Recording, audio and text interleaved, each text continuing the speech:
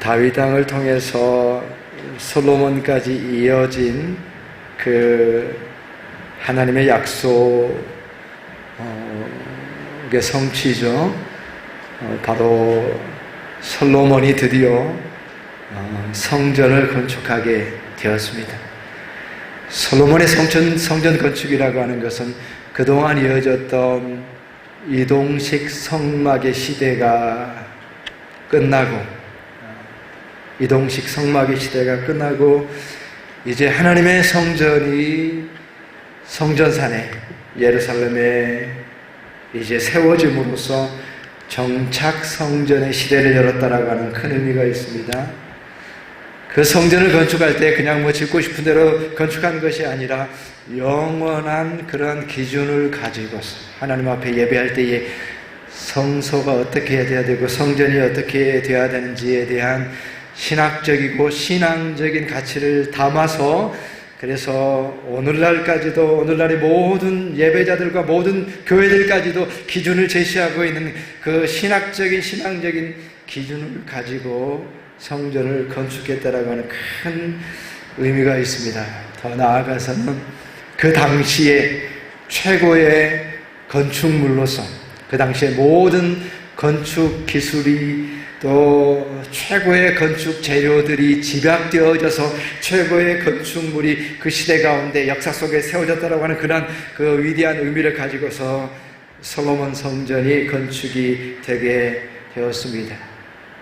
이 성전에 대해서 하나님께서 약속을 주셨는데, 이 성전에 대해서 하나님께서 말씀하여 주셨는데, 그 성전에 있는 약속이 우리가 9장 3절의 말씀을 통해서 보게 되면은 바로 나는 내가 건축한 이 성전을 거룩하게 구별하여 내 이름을 영원히 그곳에 두며 내 눈길과 내 마음이 항상 거기에 있으리라 라고 하는 너무나도 기대했던, 어떻게 보면 너무나도 합당한, 그리고 그 성전을 짓느라고 수고하고 애쓴 그 모든 노력에 대한 어떤 그런 그 하나님의 복으로서의 그러한 약속으로 이 성전을 영원히 거룩하게 구별하고 내 눈길과 내 마음이 항상 거기에 있겠다라고 하는 참으로 놀라운 약속을, 성전에 대한 약속을 주고 있습니다.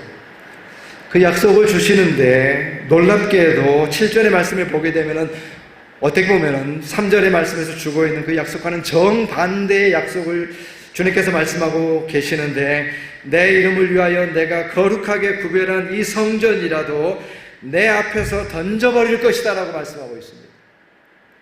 이것은 우리에겐 참으로 충격적인 일이고 놀라운 말씀입니다. 이 성전이 오직 하나님의 영광을 위하여서만 지은 이 성전을 향하여서 하나님께서 성전을 향하여서 약속을 주시고 예배를 향하여서 약속을 주실 때에 내 눈과 내 마음이 그곳에 있겠다라고 하는 이 약속도 주셨지만, 이 약속과는 정반대의 약속, 너무나도 상반되는 약속으로서 이 성전이라고 할지라도 내 앞에서 던져버리겠다라고 하나님께서 말씀하신다는 사실입니다. 이것은 우리가 성전에 대해서, 우리가 드리는 성전에서 드리는 우리의 예배에 대해서 우리가 가져야 될 교훈이 무엇인가를 분명하게 깨닫게 합니다.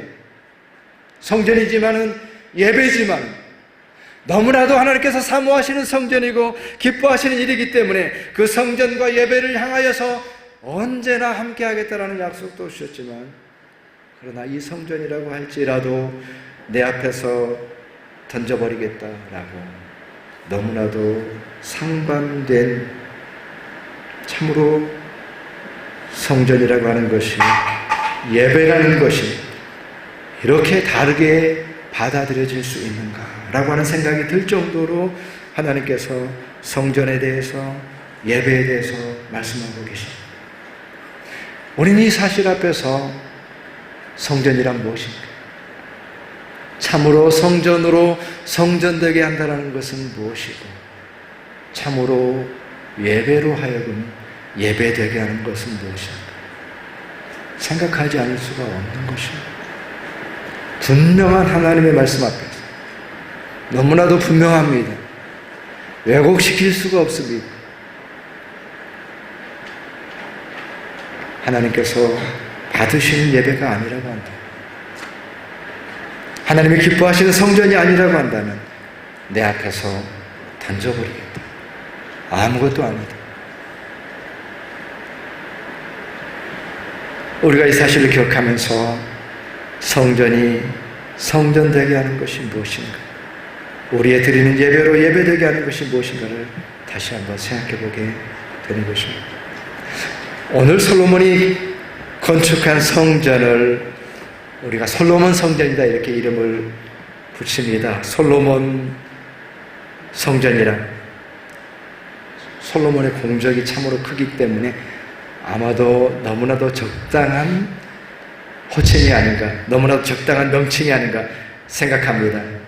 솔로몬 성전이다. 그 시대에 그가 가지고 있는 강력한 국가적인 어떤 힘을 가지고서, 외교력을 가지고서 세계의 최고의 건축 재료들과 최고의 그러한 기술자들을 불러들여서 그들로 하여금 성전을 건축하게 했습니다. 그래서 돌을 가지고 돌로 지은 성전, 건물을 돌로 짓는다라고 하는 것은 그 자체가 영원성을 의미하는 것입니다. 그 자체가 말로 할 수 없는 웅장함을 의미하는 것입니다. 영구적인 가치를 갖습니다. 돌로 지었을 때, 그 당시에 최고의 돌은 헤브론의 백색 석회암이었습니다. 아주 흰색은 아니지만 그러나 참으로 그 백색 바로 석회암으로 건축을 했을 때에 가장 아름다운, 가장 신비로운 건축이 탄생하게 되는 것입니다. 헤브론의 백색 석회암을 가지고서 레바논의 백향목을 목재로 사용했습니다. 레바논 백향목이라고 하는 것은 참으로 레바논의 고지대에서만 자라는 것인데 높이가 30m, 40m까지 자랍니다. 우리 천산에도 전나무가 있지만 전나무가 한 20m까지 자란다고 한다면 그보다도 훨씬 더 크게 자라는 것입니다. 그야말로 세계 최고의 제목이 되는 것이죠. 그래서 레바논의 백향목을 가져왔습니다. 그리고 그 당시 최고의 금장식인 페니키아, 드로의 금공예 기술자들을 불러들여서 그들로 하여금 최고의 아름다운 금장식을 하도록 했습니다. 그렇기 때문에 솔로몬의 그 놀라운 그러한 능력을 가지고, 또한 권력을 가지고, 외교력을 가지고서 세계 최고의 기술자들과 그러한 건축 재료들을 가지고서 가장 아름답게 성전을 건축했기 때문에 과연 그 성전을 향하여서 솔로몬 성전이다라고 이름을 붙일 만한 그러한 최고의 성전이었고 가장 아름다운 성전이었습니다. 그러나 성전으로 성전되게 하는 것은 무엇인가요? 그 아름다운 영구적인 돌로 지은 성전이기 때문에, 헤브론의 백색 석회암으로 지었기 때문에 그것이 성전인가요? 최고의 금을 가지고 가장 아름답게 꾸몄기 때문에 그것이 성전인가요? 그렇지가 않습니다. 사람들은 누가 지었는가, 누가 세웠는가에 관심이 많습니다. 그래서 솔로몬 성전이다 이름을 지었습니다. 우리 저기 이팔공원에 가도 아름다운 성당이 있는데, 정교회 성당이 있는데 그 성당의 원래 이름이 주님 승천 성당이라는 공식적인 이름이 있습니다. 근데 사람들은 주님 승천 성당이라 그렇게 부르지 않고 어떻게 부릅니까? 젠코바 성당이다 이렇게 부릅니다. 그 성당을 지은 사람이 누군지가 궁금한 거예요. 어떻게 이렇게 못 하나 쓰지 않고 나무로 이렇게 목조 건물을 이렇게 아름답게 지었을까? 물론 그게 이제 필요할 때는 그 쇠붙이가 조금씩 들어갔다고 해요. 위쪽에 이렇게 원형을 유지하고 이럴 때 좀 이렇게 나무로만 안 되기 때문에 쇠붙이가 좀 들어가긴 했지만, 그러나 나무로만 해서 목조 건물도 이렇게 아름답게 건물을 지었으니까 장코프 성당이라, 누가 지었는가에 그것이 궁금한 거예요. 그래서 그 이름을 붙여가지고 장코프 성당이라 이름합니다. 원래 그 성당의 이름, 주님 승천 성당이라는 이름이 있음에도 불구하고 왜 사람들은 장코프 성당이라고 할까요? 바로 그것이 우리의 모습이 아닌가 생각해 보게 됩니다. 솔로몬 성전이라고 이름을 지었지만 그 이름을 내서 솔로몬이 가장 공헌이 많고 솔로몬이 지었기 때문에 솔로몬 성전이라고 하지만, 그러나 성전으로 성전되게 하는 것은 누가 지었느냐가 아니라는 것입니다. 젠코프 성당 그렇게 부른다고 할지라도 그러나 그것은 성전의 본질이 될 수가 없습니다. 여러분, 바벨탑을 지을 때에 어떻게 바벨탑이 되었습니까? 거기에 분명하게 나와 있습니다. 우리의 이름을 내자. 우리의 이름을 내자. 바로 그것이 바벨탑이잖아요. 바벨탑의 동기잖아요. 우리는 우리의 이름을 내고 싶어 합니다. 하나님의 성전이라고 할지라도 내 이름을 거기다 붙이기를 원합니다. 그것이 우리의 모습입니다. 그러나 그것은 바벨탑이 되고 마는 것입니다. 성전이 아닙니다. 솔로몬이 지었기 때문에 솔로몬 성전이라고 하지만 그것이 성전의 본질이 아닙니다. 성전의 본질은 무엇입니까? 오늘 말씀에서 얘기하고 있는 것처럼 영원토록 내 이름이 거기 있으리라라고 말씀하신 그 하나님의 이름, 영원토록 거기에 내 이름이 있을 것이다. 하나님의 이름으로 세워진 성전이기 때문에, 하나님의 영광으로 세워진 성전이기 때문에 그것은 성전이 되는 것입니다. 하나님의 영광이 있기 때문에, 하나님께 영광을 돌리기 때문에 바로 그것이 성전이 되는 것입니다. 그 하나님의 영광이라고 하는 것은 돌과 금과 목재로부터 나오는 것이 아니라 하나님의 이름으로부터 나오는 것입니다. 하나님의 하나님 되심으로부터 나오는 것입니다. 하나님의 존재로부터 나오는 것이 참으로 하나님의 영광인 것입니다. 그렇기 때문에 성전은 하나님의 이름을 찬양함으로써 성전이 되는 것입니다. 우리의 예배는 하나님의 이름을 찬양할 때의 예배가 되는 것입니다.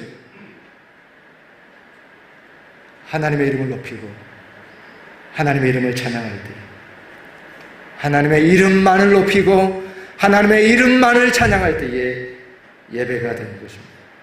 시편 115편 1절의 말씀을 다 같이 한번 읽어보겠습니다. 시편 115편 1절의 말씀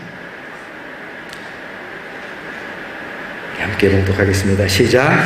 여호와여, 영광을 우리에게 돌리지 마옵소서. 우리에게 돌리지 마옵소서. 오직 주는 인자하시고 진실하심으로 주의 이름에만 영광을 돌리소서. 아멘. 영광을 우리에게 돌리지 마시고 주의 이름에만 영광을 돌리소서. 하나님의 영광만을 찬양하고 하나님만을 높이는 그 자세, 그 점에 있어서의 적극성, 우리에게는 영광을 돌리지 마시고 하나님의 이름에만 영광을 돌리기를 원합니다 라고 하는 분명한 방향성을 가지고, 그 태도를 가지고, 그 동기를 가지고 우리가 왜 예배 자리에 나왔습니까? 하나님께 영광을 돌리기 위해서, 하나님의 이름에만 영광을 돌리기 위해서, 하나님께 찬양하기 위해서 우리가 예배 자리에 나왔으며, 그랬을 때에 이 자리가 성전이 되는 것이고 이 자리가 예배 자리가 되는 것입니다. 우리 가운데 그 동기를 가졌으면 좋겠어요. 적극적인 자세를 가지고 하나님께만 영광을 돌리고자 하는 그 태도를 가졌으면 좋겠어요. 제가 아는 선교사님은 참 늘 한결같은 모습이 있으신 선교사님이 계신데, 뭔가 그분에게 칭찬을 하거나 그분이 잘했다라고 하는 그런 상황이 되었을 때 그는 공적으로 언제나 분명하게 얘기를 합니다. 슬라바보, 하나님께 영광. 속으로 하는 것이 아니라 많은 사람이 있는 곳에서 공적으로 얘기합니다. 뭔가 칭찬을 받거나 자기에게 영광이 돌아오려고 할 때 바로 그 자리에서 공적으로 얘기합니다. 슬라바보고 하나님께만 영광이라는 것이죠. 이러한 자세가 예배 자리에 나올 때에, 성전으로 나올 때에 우리가 보다 더 분명한 방향성을 가지고 참으로 하나님의 영광을 위한 자세를 가지고 예배로 나올 때에 그 예배가 참된 예배가 되는 것입니다. 하나님께서 참으로 그 예배 가운데 찬양을 받으실 뿐만 아니라 성전으로 성전되게 하는 것을 우리가 생각하게 될 때에 오늘 27절 본문의 말씀 속에서 보게 되면, 하나님이 참으로 땅에 거하시리이까 하늘과 하늘들의 하늘이라도 주를 용납하지 못하겠거든 하물며 내가 건축한 이 성전이오리까 라는 이 말씀을 통해서 하나님께서 이제 성전을 건축했는데, 하나님께서 그 성전 가운데 임하시겠다라고 약속한 그 약속의 말씀이 나오고 있습니다. 27절의 말씀 속에서 우리가 하늘과 하나님이 참으로 땅에 거하시니까, 참으로 하나님께서 땅에 거하시겠습니까? 하늘과 하늘들의 하늘이라도, 하늘도 감당을 못하고 하늘들의 하늘이라고 하는 것은 복수의 복수형을 쓰게 되는데, 이거는 최상급을 의미하는 것입니다. 하늘도, 그죠? 우리가 상상할 수 없고 우리가 계산할 수 없는 것이 하늘인데, 하늘들의 하늘들, 최상급을 의미하는 것입니다. 하늘과 하늘들의 하늘이라고 할지라도 주를 용납하지 못하겠거든. 주를 용납하지 못한다라고 하는 것을 우리가 살펴보면은, 그 동사를 살펴보면은 닮는다라는 그런 의미가 있습니다. 하나님을 닮지 못한다. 여기서는 이제 용납하지 못한다라는 그 한글로 그렇게 번역을 했습니다만, 잘 번역된 거죠. 그러나 원래 의미를 보게 되면 닮지 못한다. 하늘과 하늘들의 하늘이라고 할지라도 거기에 하나님을 닮지 못합니다. 그런데 하물며 하나님께서 땅에 계시겠습니까? 참으로 땅에 거하시겠습니까? 바로 이것이 성전의 의미인 것을 보여주고 있습니다. 참으로 하나님이 우리와 함께 계시다. 그것이 성전의 의미입니다. 하늘과 하늘들의 하늘도 닮지 못할 하나님이, 참으로 하나님이 우리와 함께 계시다. 솔로몬의 고백 속에 나오잖아요. 참으로 땅에 거하시리이까. 하나님이 참으로 땅에 거하시리이까. 성전의 의미는 참으로 하나님이 우리와 함께 계시다. 그래서 성전이 됩니다. 그래서 예배가 됩니다. 성전으로 성전되게 하는 것은 하나님이 우리와 함께 계신다는 사실. 성전으로 성전되게 하는 것은 하나님의 보좌가 있는 지성소, 그 지성소로 인하여서 성전이 되는 것입니다. 하나님을 만나는 자리, 하나님께서 계신 곳, 그 지성소의 예배가 성전되게 하는 것입니다.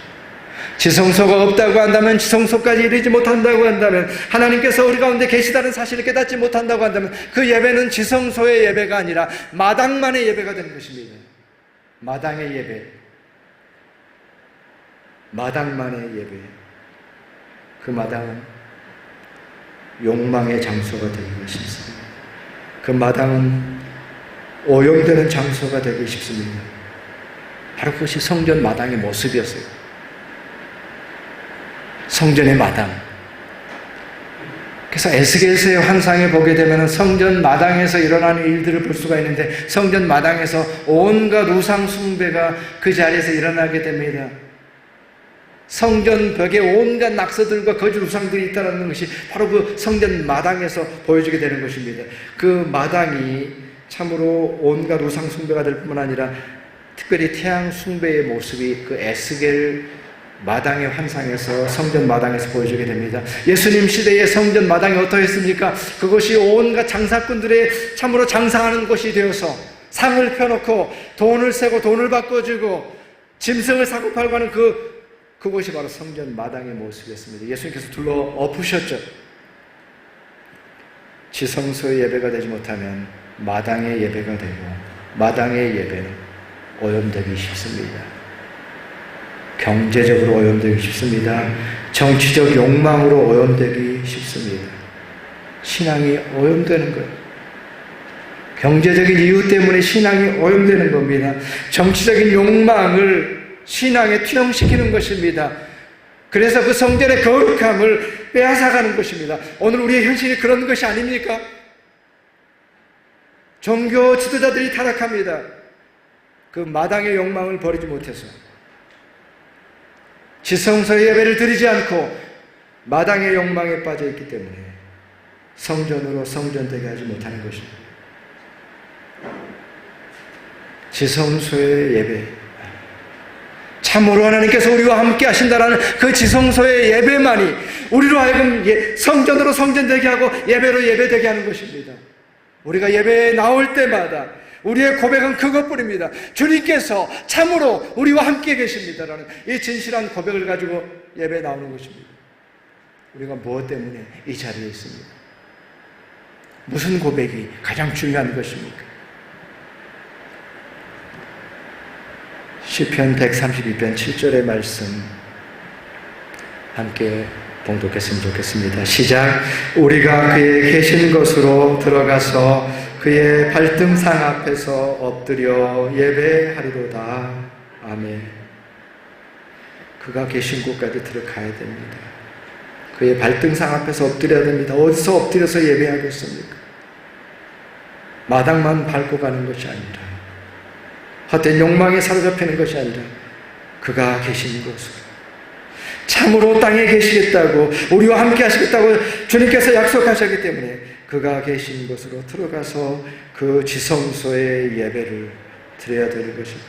예배를 드릴 때마다 우리는 지성소로 하나님께서 참으로 우리와 함께 하신다는 그 약속을 붙들고 그 고백을 가지고 지성소로 나아가야 되는 것입니다. 그러할 때만 그것이 성전이 됩니다. 그러할 때만 예배가 되는 것입니다. 우리가 성전을 생각할 때에 성전하게 되면은 사실 구약의 성전도 마찬가지고요.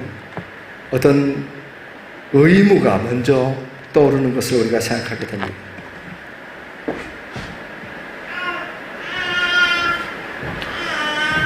사실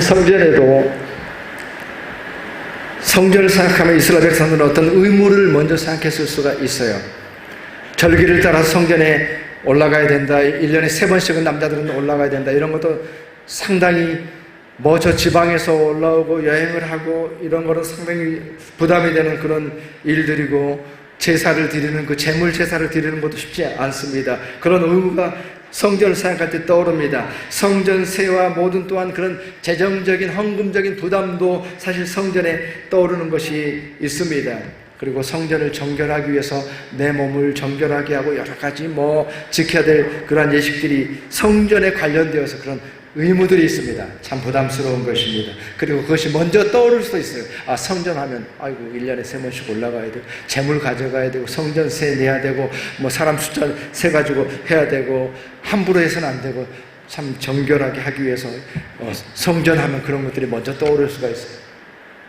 근데 오늘 우리가 읽었던 이 열왕기상 8장의 말씀은 성전 봉헌 기도입니다. 솔로몬이 참으로 하나님께 성전을 드리면서 성전 봉헌을 드릴 때에, 봉헌 기도를 드릴 때에 쭉 그 기도의 내용이 나오는데, 그 기도의 내용을 읽어보면요, 성전이 어떤 의무감을 가지고 나오는 것이 아니라는 것을 분명히 알게 됩니다. 성전은 무엇입니까? 하나님의 은혜가 넘치는 무엇입니까? 그것을 알 수가 있어요.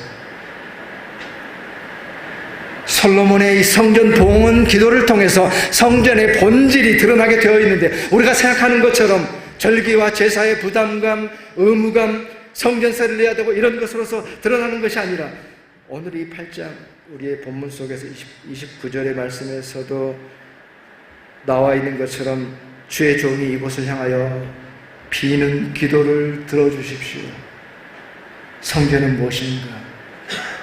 하나님의 백성들이, 주의 종들이 이곳에서 기도하는 것입니다.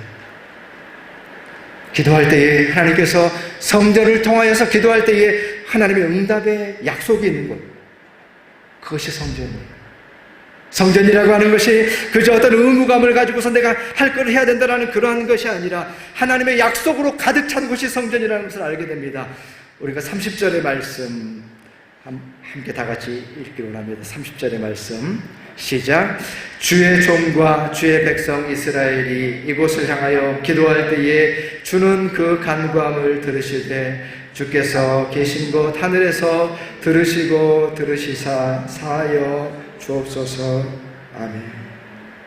성전을 향한 의무가 아니라 우리의 기도를 들으시는, 근데 30절의 말씀에 특별히 들으시고 들으시사, 참 이 말씀이 얼마나 놀라운지. 하나님께서 우리의 기도를 들어주시고 또 들어주십니다. 그래서 솔로몬의 봉헌 기도에 보게 되면 그 기도의 내용이 쭉 나오게 되는데 7개, 8개 카테고리 가운데 그 모든 삶의 여정 가운데 필요한 것들을 다 구하고 있습니다. 전쟁에 나갈 때 하나님 기도할 때에 들어주십시오. 기근이 왔을 때에 기도할 때 주님 기근을 물리쳐 주십시오. 우리가 범죄하였을 때 주님께 나와 기도할 때 우리 죄를 사하여 주시고, 이 땅 가운데 정의가 필요할 때에 하나님 우리가 기도할 때에 정의가 물같이 흐르게 하여 주시고, 가뭄이 있을 때에 가뭄을 해결해 주시고, 죄인들까지도 주님께로 나와서 기도할 때에 그 기도를 응답해 주시고, 이방인들까지도 그 기도에 응답하여 주십시오. 성전을 향해서 드리는 기도는 놀라운 은혜가 넘친 우리의 기도를 들으시고 또 들어주시는, 바로 그것이 성전인 것을 알게 됩니다. 그 자리는 은혜의 자리입니다. 의무의 자리가 아니라, 책임의 자리가 아니라, 율법의 자리가 아니라 은혜의 자리였습니다. 이것을 깨달을 때 성전이 성전되는 것입니다. 바로 그것이 참으로 이사야를 통해서도 반복되었던 내 집은 만민의 기도하는 집이라. 예수님께서도 분명히 말씀하셨습니다. 이 집은 만민의 기도하는 집이라. 침례교, 우리 러시아 침례교에서는 교회를 돈 말리뜨바 기도의 집 이렇게 부르죠. 교회 이름이 그냥 돈 말리뜨바 기도의 집이에요. 우리의 기도를 들으시고 들으시는 하나님이 계시기 때문에 그것은 성전이 되는 것입니다. 그 성전을 통해서 우리의 드림이 아니라, 우리의 순종이 아니라 우리의 헌신보다도 더 크신 하나님의 은혜를 누리는 곳이 성전이고, 그것이 예배가 되는 것입니다. 착각해서는 안 되는 것입니다. 이게 밖에서는 안 되는 것입니다. 어떠한 마음을 가지고, 어떠한 기대를 가지고, 어떤 믿음을 가지고 하나님께 나올 수 있는 걸 우리에게 분명하게 보여주는 것입니다. 그렇기 때문에 우리가 찬양하는 것처럼 가늠할 수 없고 갚을 수 없고 한량없는 은혜가 내 삶을 감싸는 것, 바로 그것이 성전이고 그것이 예배인 것입니다. 놀라운 우리 삶 속에 은혜가 임하여서 마치 시냇가에 심은 나무가 시절을 따라서 그 잎사귀가 마르지 아니하고, 그 잎사귀가 날마다 새로 피어나고 또 피어나고 피어나서 그 인생이 새로워지는 것. 참으로 우리의 인생이 피지 못하고 누릴 때가 얼마나 많습니까? 우리의 능력 때문에, 우리의 성격 때문에, 우리의 환경 때문에 참으로 피어나지 못할 때가 얼마나 많습니까? 그러나 시냇가에 심은 나무가 하나님의 그 은혜로 인하여서 다시 피어나고 다시 피어나고, 그 열매는 달고 잎사귀는 약이 된다라고 하는 것처럼 참으로 우리의 삶이 변화되어져서 우리 가운데 놀라운, 우리가 받은 그 은혜가 우리를 살게 할 뿐만 아니라 우리를 성숙시키고, 시간이 지나가면 우리를 성숙시키고, 시간이 지나갈수록 예수 그리스도를 닮아가게 하는 것, 바로 그것이 성전의 모습이고 예배의 모습인 것입니다. 은혜가 우리 가운데 임하여서 우리가 그것을 누리게 되는 것이죠. 시냇가에 심은 나무가 잎사귀가 피고 다시 피는 것처럼 그 열매는 맺혔는데 그 열매는 맛이 달고 잎사귀는 약으로 쓸 수 있게 되어지는 것, 그 놀라운 은총이 우리 가운데 그 성전의 물을 통해서 참으로 약속이잖아요. 성전 가운데, 예배 가운데 우리가 부족한 자지만 그 은혜로 인하여서 우리가 다시 살게 되고 더 성숙되어지고 주님의 은혜를 체험하게 되는 것이 성전이고 예배가 되는 것입니다. 우리의 성전은 어떻습니까? 우리의 예배는 어떻습니까? 우리 모두는 하나님의 약속이 있는 예배와 하나님께서 던져버리시겠다는 그 예배 사이에 우리 모두가 서 있습니다. 우리가 어떠한 자세와 태도로 예배하는 것에 따라 다른 것입니다. 그 이름을 영원히 두겠다라는 그 성전과 내 앞에서 던져버리겠다라고 하는 그 성전과 예배 사이에 내가 서 있는 것입니다. 그리고 하나님께서는 분명하게 말씀하셨습니다. 오늘도 예배 자리를 찾으십니다. 그 예배를 찾으십니다. 하나님께서 말씀하셨습니다. 하나님께서 기뻐하시고 받으시는 그 성전, 그 예배의 삶을 살아갈 수 있는 우리 모두의 삶이 되시기를 주님의 이름으로 축원합니다. 기도하겠습니다.